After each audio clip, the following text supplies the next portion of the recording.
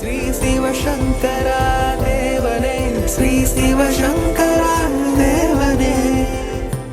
Shankaram Sivashankaram. Question from Govindan sir. Do not think that you are Arjuna. Understand that you are Indra. Do not think that you are Karna. Understand that you are Sun.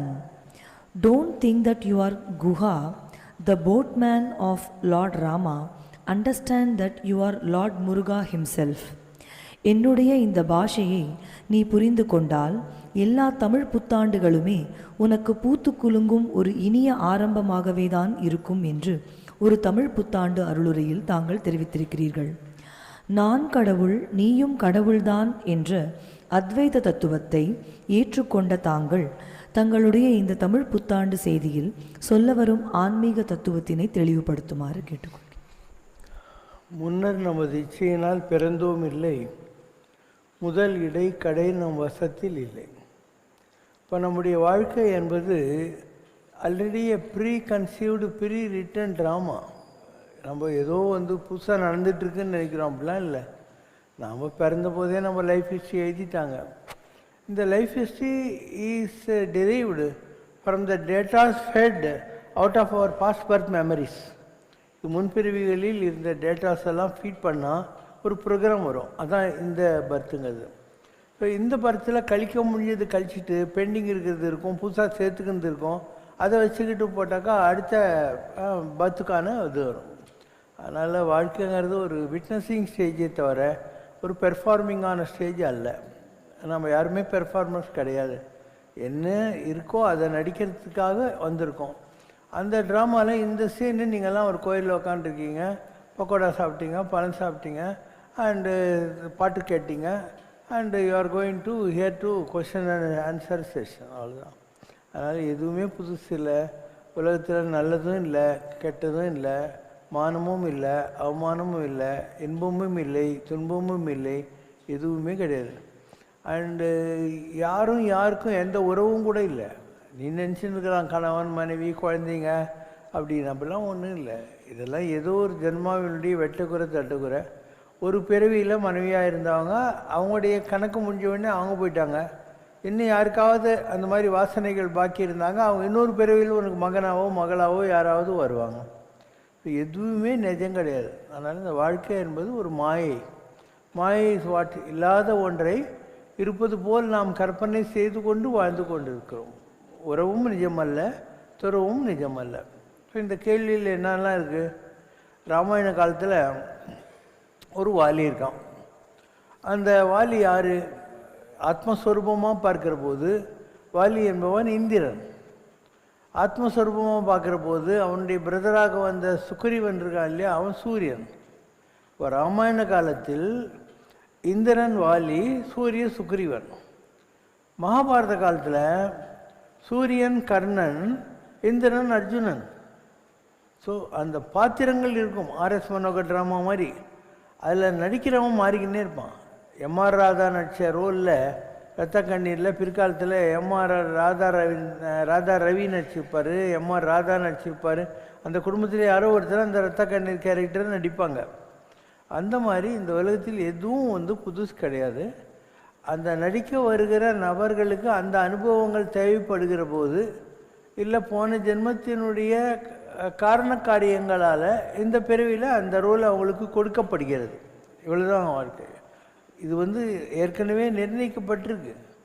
இல்லைன்னா குந்தி தேவிக்கு வேறு வேலை வெட்டி இல்லாமல் துர்வாசனிக்கிட்ட அவன் மந்திரம் வாங்கிட்டு அதை பரிசித்து பார்க்கலான்னு சூரியன் மந்திரத்தை சொன்ன உடனே கர்ணன் தொலைக்கிறான். அவனை போட்டில் வச்சு தொத்தி விட்டுறான். அதுக்கடுத்து இந்திரனை நினச்சி கூப்பிடுற போது அர்ஜுனன் வந்துடுறான். அஸ்வினி புத்திரர்களை நினைக்கிற போது நகுல சகாதேவர்கள் வர்றாங்க. வாயுவை நினச்ச போது பீமன் வந்துடுறான்.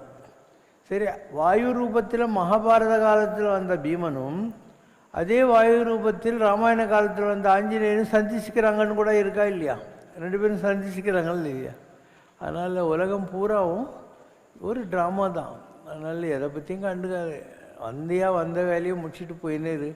இதில் உனக்கு நீ யாரை பார்த்தும் மிரளவும் தேவையில்லை, யாரை பார்த்தும் பயப்படவும் தேவையில்லை. இன்பமும் இல்லை, துன்பமும் இல்லை, ரெண்டுமே பொய், எல்லாமே பொய். and don't expect anything out of any relationship, because even the so-called love, so-called hate is predestined. நீ இன்னொருத்தர் குறை சொல்கிறது லாபமே இல்லை. What ever you சோவ்டு you are harvesting. இதுக்கு முன் ஜென்மத்தில் நீ அவங்களுக்கு அன்பு கொடுத்துருந்தா இந்த பிறவியில் அவங்ககிட்டேருந்து உனக்கு அன்பு வரும். முன் ஜென்மத்தில் நீ அவங்களுக்கு வெறுப்பை கொடுத்துருந்தா இந்த ஜென்மத்தில் அவங்க உனக்கு வெறுப்பை தான் கொடுப்பாங்க. அப்போ எதுவுமே தெரியாமல் நம்ம ஏன் இன்னொருத்தரை குறை சொல்லணும்? ஏன் இப்படி இருக்காங்க அப்படி இருக்காங்கன்னு ஒன்றும் இல்லை. அவங்க அப்படி தான் இருப்பாங்க, நீ இப்படி தான் இருப்பேன். வந்த வேலை ஆயிடுச்சா போயினே இருக்கு. Nothing to seriously think about life. இன்னொன்று கூட இது ஒரு பாட்டு இருக்கும் சம்ரஷ்ணாவில், வந்த வேலை விட்டு விட்டு சொந்த வேலை செய்கிறாயே. வந்த வேலை விட்டு விட்டு சொந்த வேலை பார்க்கிறேன், தந்த ஞானம் போதவில்லையா சங்கரா, தந்த ஞானம் போதவில்லையா. அந்த வேளை அமிர்த வேளை அருளை கோட்டை விட்டு விட்டு சந்தமற்ற கவிதை போல எந்த வாழ்வையாக்கிக்கிட்டு, வந்த வேலை விட்டு விட்டு சொந்த வேலை பார்க்கிறேன், தந்த ஞானம் போதவில்லையா இந்த உடல். So we have come to finish certain vasanas and pending connections, and that will happen whether you want or not. ஆனால் வேடிக்கை பார்த்துட்டு போயிட்டே ஒரு நாளைக்கு. முன்னாள் குடியரசுத் தலைவர் டாக்டர் ஏபிஜே அப்துல் கலாம் இந்த நாட்டின் பல லட்சம் இளைஞர்களை தன் பக்கம் ஈர்க்க முடிந்தது என்றால், ஆன்மீகவாதிகள் ஏன் மக்களை தங்கள் பக்கம் வெகுவாக ஈர்க்க முடியவில்லை என்ற கேள்விக்கு டாக்டர் அப்துல் கலாம் இளைஞர்களின் கனவுகள் லட்சியங்களோடு தொடர்பில் இருந்த ஒரு நடைமுறை தலைவர் என்றும், ஆன்மீக தலைவர்கள் ஒரு ஆன்மீக வழிகாட்டிகள் என்றும், அவர்களுடைய போதனைகள் ஆன்மீகம் சார்ந்த ஆழ்ந்த தத்துவங்களாக இருப்பதால் ஆன்மீக தேடல் உள்ளவர்களை மட்டுமே அவர்களால் ஈர்க்க முடிந்தது என்றும் ஒரு பதில் தரப்பட்டிருக்கிறது. இன்று திருப்பதியும் சபரிமலையும் திருவண்ணாமலையும் இளைஞர்கள் உட்பட இவ்வளவு பெரிய பக்தர்கள் கூட்டத்தை ஈர்த்து காண்பித்திருக்கிறது என்றால், ஆன்மீகம் மக்களை குறிப்பாக இளைஞர்களை ஈர்க்கவில்லை என்று சொல்வது சரிதானா? அப்துல் கலாம் அப்படின்னு நீங்கள் இந்த பிறவியில் யாரை பிரசிடென்ட் ஆஃப் இந்தியாவை பார்த்தீங்களோ, யாரை ஒரு அட்டாமிக் ஆர் ராக்கெட் சயின்டிஸ்டாலாம் பார்த்தீங்களோ, அந்த ஆளுடைய முற்பிறவி திப்பு சுல்தான். அந்த திப்பு சுல்தானாக இருந்தபோது, though he was a Muslim, he did lot of good things to all the religions and he was respected by people. அவன் திப்பு சுல்தானாக இருந்தபோது பேரங்கி கண்டுபிடிச்சி he used it against the ஆங்கிலேயர்களுக்கு எதிராக பண்ணான். ஸோ அந்த விட்டுக்குறை தொட்டக்குறை இந்த பிறவியில் அவர் ஒரு அணு விஞ்ஞானி இல்லை ஸ்பேஸ் விஞ்ஞானி ஆகிறாரு. அண்ட் திப்பு சுல்தானாக அவர் இருந்தபோது யாருக்கெல்லாம் நல்லது பண்ணியிருப்பாங்களோ அவங்கெல்லாம் அவரை மீட் பண்ணுவாங்க. பழைய வாசனைகளில் அவர் மேலே இவங்களுக்கு ஒரு மரியாதை வரலாம், வராமல் போகலாம். இதெல்லாம் ஒரு பெரிய விஷயம் நினைக்கிறாங்க. இந்த நாட்டில் யாரையும் மதிக்கிறதும் கிடையாது. அண்ட் இப்போ நீங்கள் சொல்கிறீங்க இல்லையா, இளைஞர்கள்லாம் அங்கே போட்டாங்க எங்கே போட்டாங்கன்னு. அவங்க என்ன சரியாக அண்ணாமலையார் மேலே சிவபக்தி வந்தால் ஓடினுங்கிறாங்க, இல்லை ஏதோ ஒரு கோயிலுக்கு போகிறாங்க இன்னொரு இடத்துக்கு போகிறாங்கன்னா அப்படியே பக்தி பரவசத்தில் நைந்து உருகி ரோமும் சிலிப்பை கரமதுரம் ஓட்டி தான் போகிறான். ஒன்றும் கிடையாது. இது சாஞ்சா சாயிற பக்கமே சாயிற செம்மறி ஆடுகளான்னு. ஏதாவது ஒரு கோயிலுக்கு போய் ஏதாவது ஒரு நல்லது நடக்குன்னு அவர் சொல்லிட்டான்னா இவங்கெல்லாம் அப்படியே கும்பலாக அந்த இடத்துக்கு போவாங்க வருவாங்க. This is the psychology behind all this following. Bihar மாநிலத்தில் கயா என்ற புனித தலத்தில் ஸ்ரீராமர் சீதாதேவி லக்ஷ்மணனுடன் மறைந்த தனது தந்தை தசரதனுக்கு ஸ்ரார்த்தம் கொடுத்தார் என்ற புராண வரலாறு ஒன்று இருப்பதால், நமது முன்னோர்களுக்கு இங்கு ஸ்ரார்த்தம் கொடுப்பதால் அவர்களுக்கு முக்தி கிடைக்கும் என்ற நம்பிக்கை நமது நாட்டில் மட்டுமல்ல, வெளிநாடுகளில் வாழும் நமது இந்திய மக்களிடமும் பரவலாக இருக்கிறது. இந்த கயாவுக்கு மிக அருகில் இருக்கும் புத்த கயாவில்தான் சித்தார்த்தன் ஞானம் பெற்று புத்தராக மாறினார் என்பதால் பௌத்தர்களும் இதை புனித தலமாக வழிபடுகின்றனர். கயாவிற்கு இந்த தெய்வீக மகிமை எப்படி வந்தது? ஒரு காலத்தில் நீங்கள் பார்க்குற மாதிரி இவ்வளோ ஊருங்கள்லாம் கிடையாது. இந்தியாவுடைய மொத்த பாப்புலேஷன் மகாகவி பாரதி வாழ்ந்த காலத்திலேயே 30 கோடி தான். 30 கோடி முகமுடையாள் அப்படின்னு தான் பாரதி பாட்டிருப்பான். அப்போ பாரதியாருடைய காலத்திலே 30 கோடி தான் இருந்தது, இன்றைக்கி 140 கோடிக்கு வந்து நின்று. அப்போ 30 கோடிக்கு வந்து பாரதியார் காலத்தில் இருந்ததுன்னா அதுக்கு 100 வருஷத்துக்கு முன்னால், அது 100 வருஷத்துக்கு முன்னால் பண்ணால் ஜியாமெட்ரிக்கலி டிமினிஷ் பண்ணிக்கிட்டே வந்தேன்னா ரொம்ப கம்மியான பாப்புலேஷன் இருந்திருக்கும். நீங்கள் பார்க்குற மகாபாரத காலம், ராமாயண காலம், அப்போல்லாம் வந்து சும்மா ஒரு பேசிக் பாப்புலேஷன் தான் இருந்திருக்கும். இது மாதிரி கோடிக்கணக்கிலலாம் இருக்கிறதுக்கு வாய்ப்புகளே கிடையாது. அப்போ அந்த மாதிரி இருந்த காலத்தில் நம்ம கூவம் இருந்தது இல்லையா, இதில் போட்டு விட்டுருக்குறாங்க, தர்ப்பணம் பண்ணியிருக்கிறாங்க.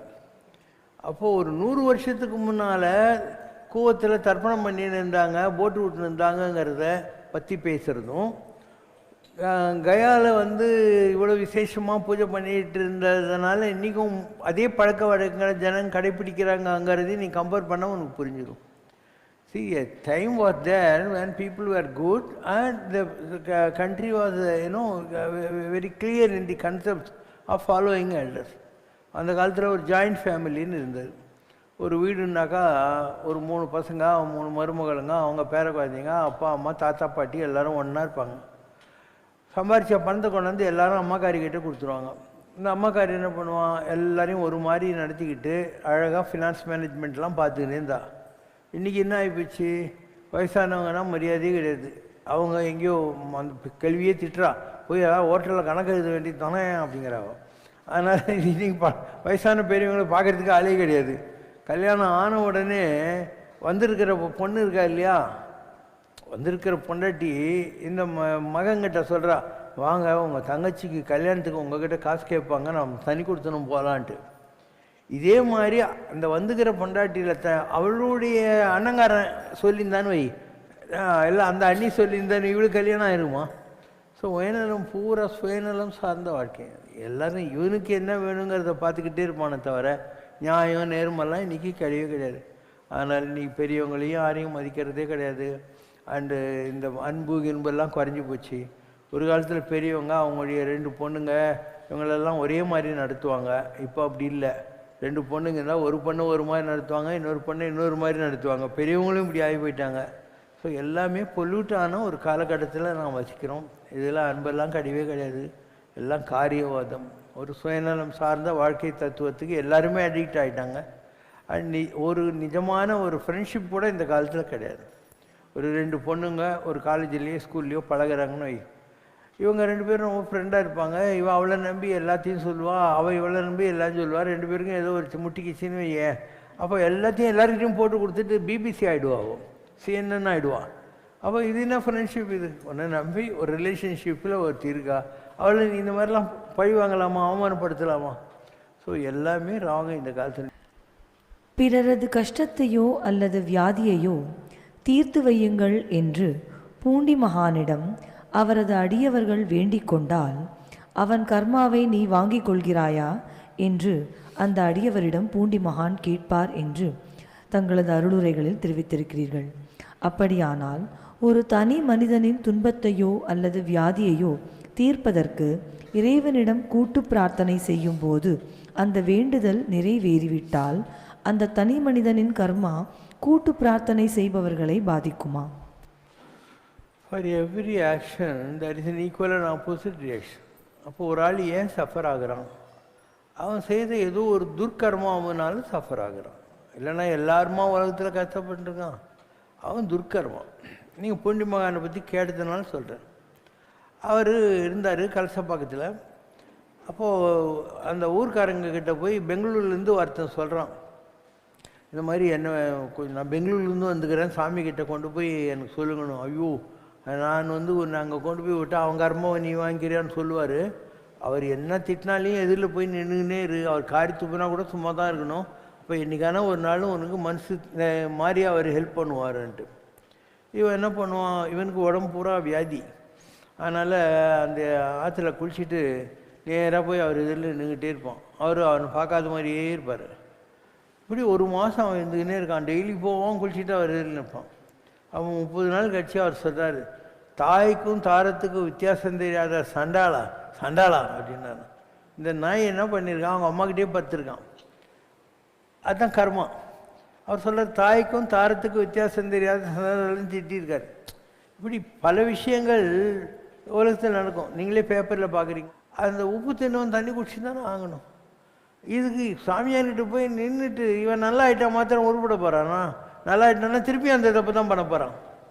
நான் எத்தனை வருஷமாக ஃபீல்டில் இருக்கேன், 35 வருஷமாக இந்த வேலை தான் செய்கிறேன். எவ்வளோ பேருக்கு நல்லது பண்ணியிருக்கேன். அவன் நல்லானவுடனே அவன் திருப்பியும் பொறுக்கிறதுக்கு போடுறான். நாம் ஏதோ வகையில் பாப்பா நமக்கு நல்லது செஞ்சார் அப்படின்னு வந்து பார்க்கறது இல்லை. நான் எத்தனை பேரை பார்த்துட்டேன். அதனால் இந்த உலகத்தில் அவன் கர்மாவை அவன் அனுபவிச்சா தான் நல்லது. அதிலேருந்து யாராவது ஒரு மகான் பரிதாபப்பட்டு அவனை காப்பாற்றிட்டா கூட அவன் இன்னும் கேவலமான வாழ்க்கைக்கு தான் போவானே தவிர அவன் உருப்பட மாட்டான். என்னுடைய சொந்த அனுபவம். நான் எத்தனை லட்சம் பேரை பார்த்துருக்கிறேன். எல்லா மதங்களுமே ஒரே ஒரு உண்மையாக இருக்கும் பரம்பொருளிடம் வெவ்வேறு பாதைகளில் நம்மை அழைத்துச் செல்கின்றன என்று சொல்லும்போது ஆத்மா, கர்மா, மறுபிறப்பு போன்ற ஆன்மீகத்தின் அடிப்படை கோட்பாடுகளில் மதங்களுக்குள் ஏன் கருத்து வேறுபாடு இருக்கிறது? இந்த கருத்து வேறுபாடுகள் கூட தற்போதைய மத பகைகளுக்கு காரணிகளா?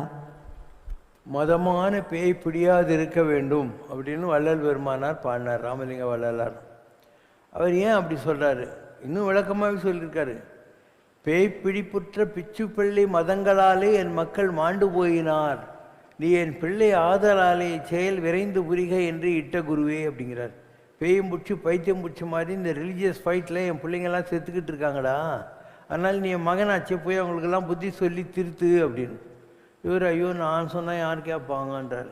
அதுக்கு அவர் சொல்கிறாராம், அஞ்சலை அஞ்சலை யாம் அருளொளி தருகின்றோம், இக்கோணரை மாநிலத்தவர் நென்னையை குறிக்கோளாய் கொள்வார் அப்படிங்கிறார். அப்பயும் ஒரு எஸ்டிமேட் பண்ணுறாராம். அவர் கடவுள் கோவம் வருதான், ஆணை ஆணை அப்படிங்கிறார். அப்போ இந்த உலகத்தில் ஒரு பிளட் ஷெட்னு வாங்க, குரூசைட்ஸ்ன்னு பேர், புனித போர்கள்னு வாங்க. புனித போர்கள் இல்லை குரூசைட்ஸ் எதுக்காக நடந்தது? They were the fights between the ruling emperors and the church, or between Protestants and Catholics. ஒரே மதத்தில் 2 பேர் இருக்காங்க இல்லையா, மார்ட்டின் லூதர் கிங் வழியாக வந்து இவங்க 2 பேருக்கு நடுவில் இல்லை, அந்த ராஜாங்களுக்கும் அந்த பாதிரிமார்களுக்கும் நடந்தது. இப்படி தான் இந்த புனித போர்கள் எல்லாம் வந்துச்சு. அதனால் இது ஒரு பெரிய கொஸ்டின். இப்போது மதங்களால் மக்கள் ஒன்றாயிடுவாங்கன்னு சொன்னால், பங்களாதேஷில் இருந்தவன் துலுக்கன், பாகிஸ்தானில் இருந்தவன் துலுக்கன், 2 பேரும் ஏன் வந்து ஈஸ்ட் பாகிஸ்தான் தனி வெஸ்ட் பாகிஸ்தான் தனின்னு பிரிஞ்சிக்கணும்? முஜிபுர் ரஹ்மான் தலைவில் எல்லாம் வந்தானுங்க. இந்தியாவிலேருந்து போயிட்டு ஏன் அவங்கள ஒரே நைட்டில் அவங்களெல்லாம் கவுத்து விட்டாங்க?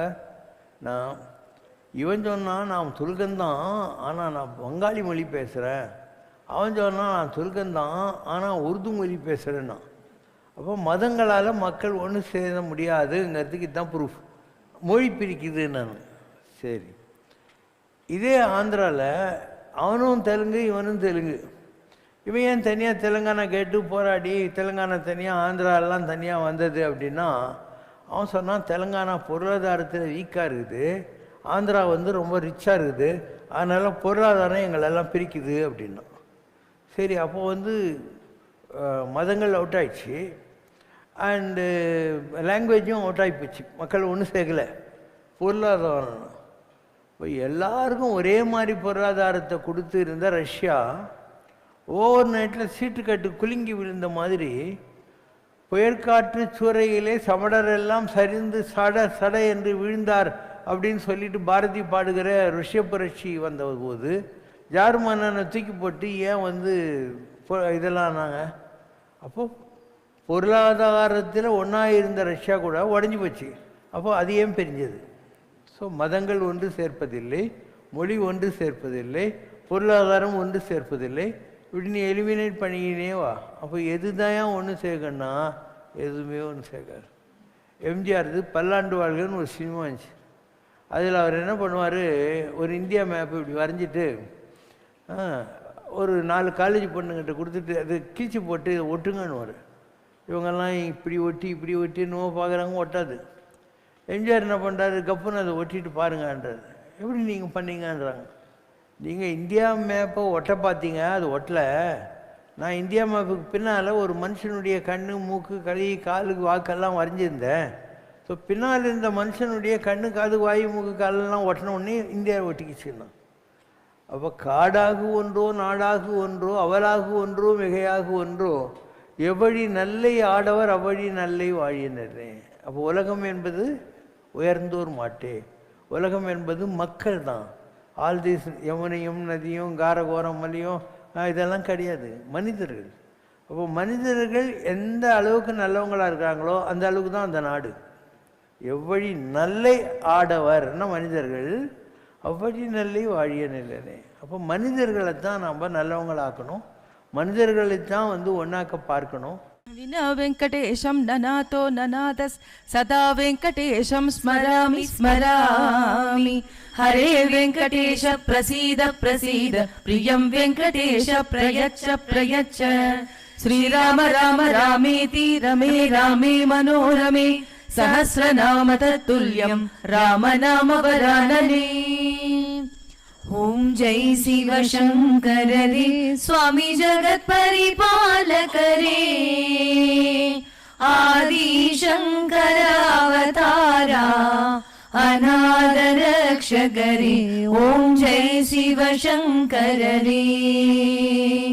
அன்னையும் தந்தையும் நீரென்றறிந்தும் அன்பில் நனைகின்றோம் சுவாமி, அன்பில் நனைகின்றோம்.